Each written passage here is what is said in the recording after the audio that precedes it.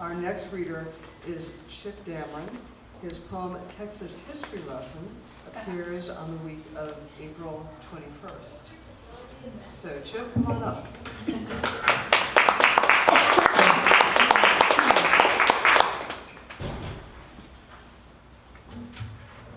Come on in, folks. Hi.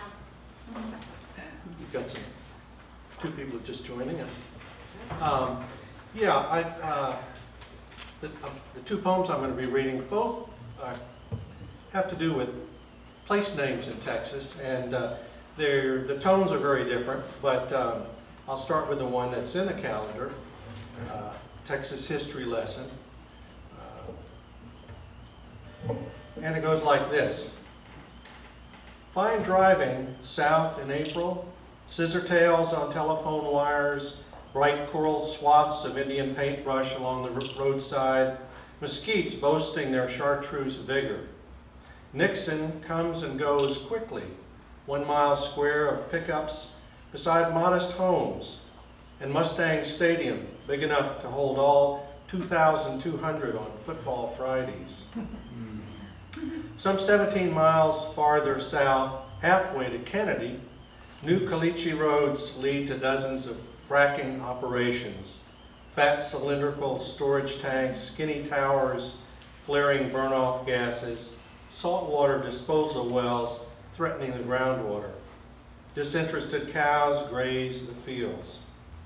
Kennedy has more bustle, though many shops along its 3-block downtown are shuttered. The action's on Highway 181. The town holds a Bluebonnet Festival each spring. I missed it. And was called 100 years ago Six-Shooter Junction. Nixon has 2 ends, but Kennedy a short one, named for Mifflin and not John F. Still, hard not to contemplate obvious contrasts and think hero and villain, martyr and crook, yet such labels never tell the whole story, for both have the blood of 50,000 soldiers on their headstones, separated by the breadth of a continent, evoked by 2 obscure Texas neighbors.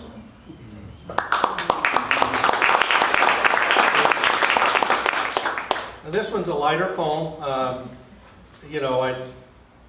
Texas has, I don't know how many, a jillion towns and cities, and many have quite interesting names, and that led me to pull together more than 80 city and town names in the process of writing the poem. The poem is called Crisscrossing Texas, or 19 Ways of Looking at a Road Map. Bee Cave to Honey Grove, Big Lake to Little River, Sweetwater to Sour Lake, Kingsville to Queen City, New Gulf to Old Ocean, lots of towns with ties. You can breakfast in early, lunch at noonday, and hustle west to sundown for dinner.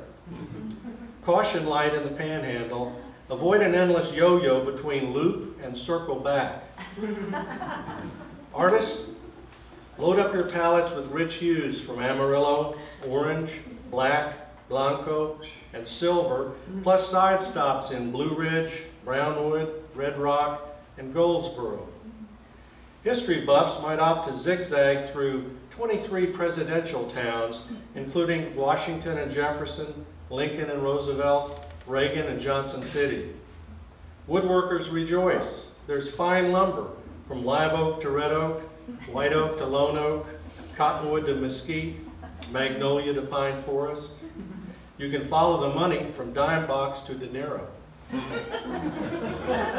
Smart to pack some heat and an NRA sticker when visiting Gun Barrel City and cut and shoot. Martyrs can follow Crockett and Bowie to Fate and Alamo. Relive the Battle of San Jacinto by starting with Houston and going all the way to Santa Ana. To track appropriated tribes, strike out from Seminole and drive east and north to Cherokee, Comanche, Caddo, and Tioga. Looking for wildlife? Go first to buffalo, then white deer, and on to turkey. Lovers should take Rising Star to Venus, then spend a dreamy day in Valentine. Pilgrims can pray at Palestine and Nazareth, contemplate Corpus Christi, and be renewed in Trinity. How to choose between Eden and paradise? Try them both with detours in godly and divine. If you have the travel itch, hopscotch from Holland to China, Scotland to Iran, Paris to Roma to Athens to Moscow. In March, stop in Shamrock to get your green on the way to the big parade in Dublin. When you're driving from Electra to Pandora, watch out for complexes and boxes. And if Shakespeare were alive and traveling from Stratford to London, he could pause on his way and try to revive poor Desdemona. Thank you.